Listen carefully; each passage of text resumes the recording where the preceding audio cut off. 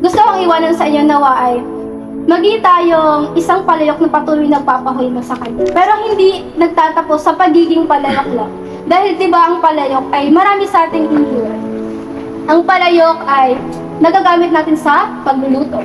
Nagagamit natin sa iniimbakan ng tubig, na bigas, or ginagamit natin na flower vase.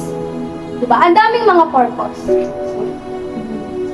Maging tayong isang palayok na ginagamit sa pagluluto ng mga pagkain espiritual. So, nagsisilbing lagayan ng mga tubig para sa mga nauuhaw na sa salita ng Diyos. Isa tayo sa dinidisenyo, mga vase tayo na dinidisenyo para sa mga na ipinapakita ng Panginoon para sa mga tao na hindi pa nakakakita or nakakatanggap ng salita ng Diyos. So, tayo ang magiging role model sa Kanya. So, hindi tayo pwedeng mga palayok lang dyan na nakastay ka lang dyan. Wala, palayok lang ako. Stay lang ako dito. Ganda ako. Hindi ganon. So, dapat maging role model tayo sa kanila. At paano ba tayo magiging role model? Sa ating pagsasalita, mahinahon, aray. Dapat hindi nagmumura. Sorry, medyo. Pero kailangan na natin gawin.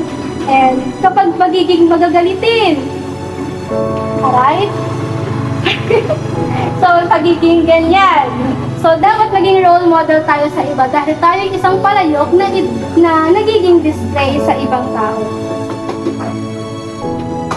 So, sa araw-araw ay palagi tayong hinahabol ng kaaway.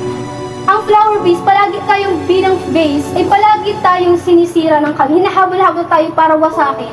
Pero kahit ganon ay hayaan natin siya, bahala ng Panginoon sa atin. Tayo magtiwala sa Kanya at maniwala na palagi siyang nandyan para sa atin.